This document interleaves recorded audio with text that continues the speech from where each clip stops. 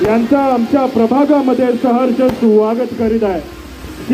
शिवाला जशी पार्वती तशा आमच्या शिवेंद्र बाबांसाठी आमच्या वेदांतिका राजे यांनी जीवाचं राज उधळून द्यावं असं एक कार्य आपल्या वैदिकांनी आपल्या हातीमध्ये घेतलेलं आहे। आणि अशा आपल्या वेदांतिका राजे भोसले यांचे आम्ही आमच्या प्रभागामध्ये सहर्ष स्वागत करत आहे। आपण आलाय असं म्हणतं दणानून गेलाय आणि आपल्या स्वागतासाठी संपूर्ण वातावरणामध्ये आनंद आले आहे। तसेच श्रीमंत छत्रपती वेदांतिका राजे वहिनी साहेब यांना मी कृपया सर्वप्रथम विनंती करतो, त्यांनी आपले शिवाजी महाराज यांच्या प्रतिमेस पुष्पहार अर्पण करून कार्यक्रम जमा झालेला आहे। वहिनी साहेबांचं आगमन झालेलं आहे। श्रीमंत छत्रपती शिवाजी महाराज की लाडक्या वहिनी साहेबांचं आगमन झालेलं आहे। सातारा जावळी विधानसभा मतदारसंघासाठी 2024 साठी आपल्या भारतीय जनता पार्टी आपल्या लाडक्या वहिनी साहेब श्रीमंत छत्रपती वेदांतिका राजे भोसले यांचं आगमन झालेलं आहे। सर्व व्यासपीठामागील कार्यकर्त्यांना मी विनंती करतो की त्यांनी कृपया व्यासपीठाच्या समोर यायचं। कृपया विनंती करतो, त्यांनी वहिनी साहेबांचं स्वागत करायचं आहे।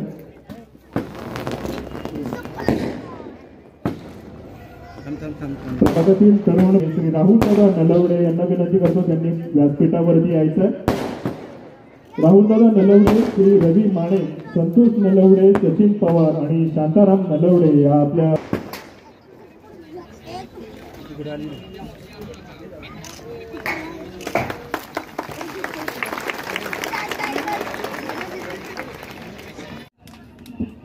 2024 विधानसभेच्या इलेक्शनसाठी आपण सर्वजण इथं एकत्रित आलेलो आहेत बाबांच्या प्रचारासाठी।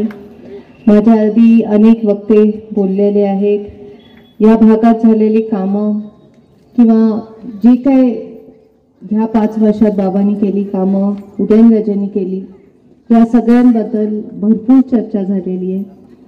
मी इथे एवढंच सांगेन की आता मॅडमनी सांगितलं की आमचे अजून 75% काम राहिलेलं आहे खाणीच्या बाबतीत। आपलं जे काय काम आहे ते दोन्ही महाराजांच्या पलीकडे जाऊन तिसरं कोणी करणार नाहीये। आपण सर्वजण साताऱ्यात एक कुटुंबाप्रमाणे राहतो। आज कुठलाही जात पात धर्म न मानता आपण सर्वजण एक दिलाने इथं राहतो। कुठलाही सण असेल, कुठलेही समारंभ असेल, दोन्ही महाराज कायम सगळ्यांच्यात असतात।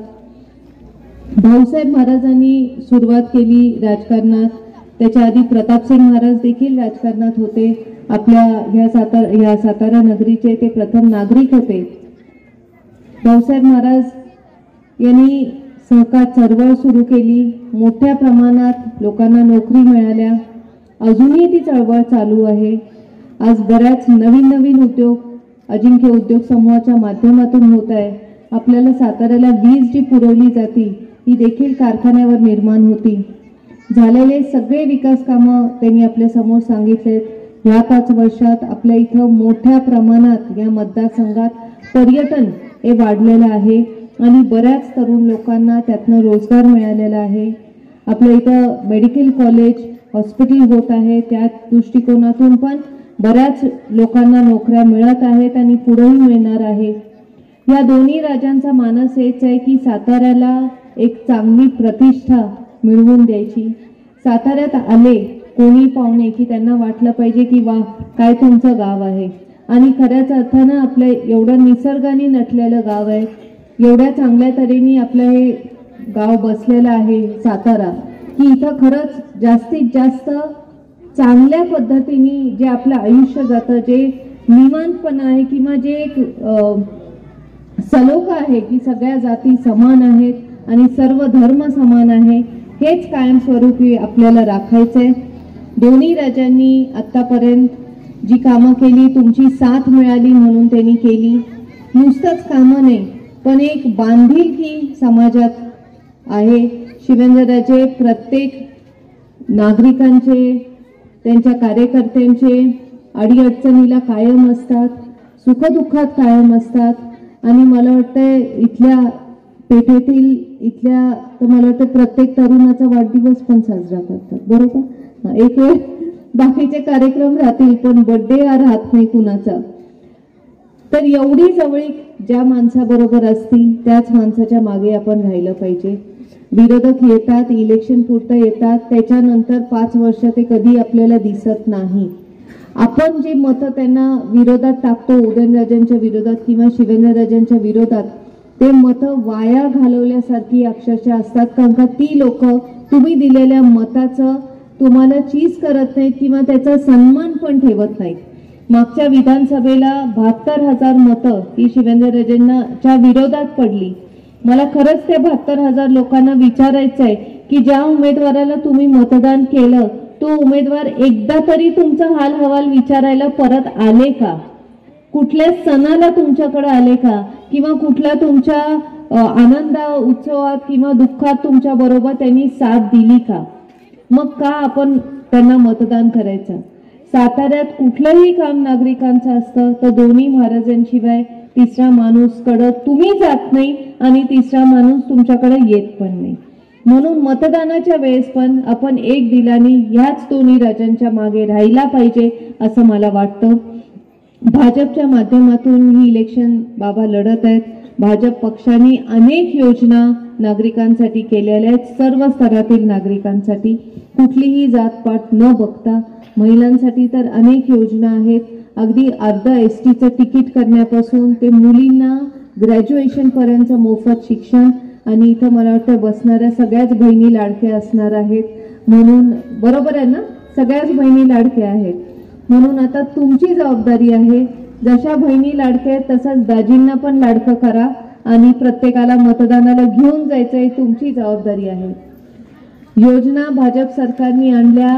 रेशन कार्ड पण म्हणजे रेशनवर पण प्रत्येक नागरिकाला आज धान्य मिळत आहे. जितके लोक त्या रेशन कार्डला जोडलेले असतात तितके किलो मल्टिप्लाय करतात आणि रेशन देतात. तर ह्या सगळ्या सुविधा योजना, शेतकऱ्यांसाठी अनेक योजना आहेत. तरुण मुलांना जे ग्रॅज्युएट आहे त्यांना 10,000 वर्षाला स्टायपेंड सरकार देत आहे. ज्यांना नवीन उद्योगधंदे सुरू करायचे त्यांना उद्योग आधारच्या माध्यमातून पैसे मिळत आहेत. अतिशय अल्प व्याजदरात लोन्स मिळत आहेत, सबसिडीज मिळतात. महिलांना ज्यांना उद्योग काढायचे आहेत त्यांना जागेवर प्रशिक्षण देण्याचं काम सरकार करत आहे. त्याचबरोबरीने महिलांना पण त्यांचे उद्योगधंदे सुरू करण्यासाठी एकदम अल्प व्याजदरात लोन्स मिळत आहेत, सबसिडीज मिळत आहेत. ह्या सगळ्या योजना शासनाने आपल्यासाठी केलेल्या आहेत, भाजप सरकारने केलेल्या आहेत. महिलांना प्रवासाला एसटीचं तिकीट अर्ध केलेलं आहे, बरोबर. आणि 65 वर्षाच्या वरच्या महिलांना तीर्थक्षेत्रांसाठी जर जायचं असेल, तुम्ही तुमच्या ग्रुपची नोंदणी केली तर तुम्हाला मोफत प्रवास आहे. अशा एवढ्या सगळ्या योजना सरकारने दिलेल्या आहेत. ज्या विधवा महिला आहेत त्यांच्यासाठी पेन्शन दिलेलं आहे. ज्या अपंग लोक आहेत त्यांच्यासाठी पेन्शनची योजना आहे. तर सरकार जे काय करच्या रूपाने पैसे गोळा करते तेच नागरिकांना परत देत आहे. मोठ्या प्रमाणात पैसे देत आहेत. शेतकऱ्यांसाठी योजना आहेत, पीक विमा योजना आहे, शेतकऱ्यां सभासद योजना आहे. आज जिल्हा बँकेच्या माध्यमातून जेवढे सभासद आहेत जिल्हा बँकेला त्यांच्या मुलांना 40 लाखापर्यंत परदेशी जर शिकायचं असेल तर 40 लाखापर्यंत बिनव्याजी कर्ज 5 वर्षासाठी जिल्हा बँक देत आहे. आणि आपल्या सातारा जावली मतदारसंघातून जवळजवळ 38 मुलांनी ह्याचा लाभ घेतलेला आहे. साताऱ्यात विकास कामं झालेत, होत राहतील. आणि आतापर्यंत ज्यांनी हे केलेली आहेत विकास कामे, हे दोन्ही राज्यांच्या मागे आपण राहावा. आपली राहिलेली कामं देखील ते पूर्ण करतील एवढीच इथं ग्वाही देते.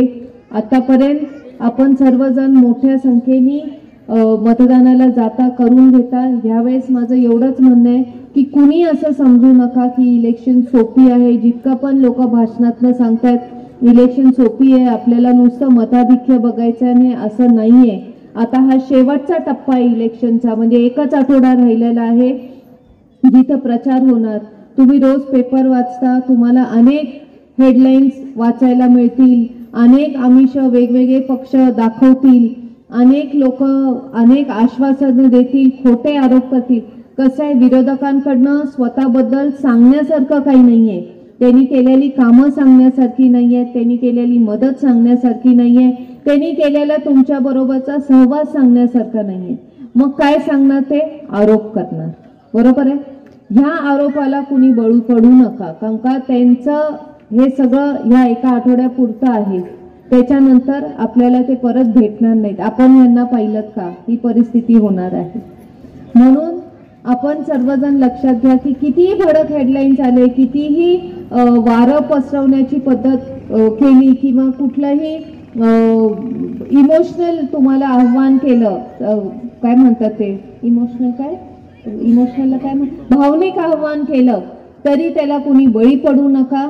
आपली कामं दोन्ही महाराज करतात. आपण त्यांच्या मागे राहूया आणि सगळ्यांनी कृपया मतदान करा आणि कमळाला मतदान करा एवढीच विनंती करते. बाबाराजे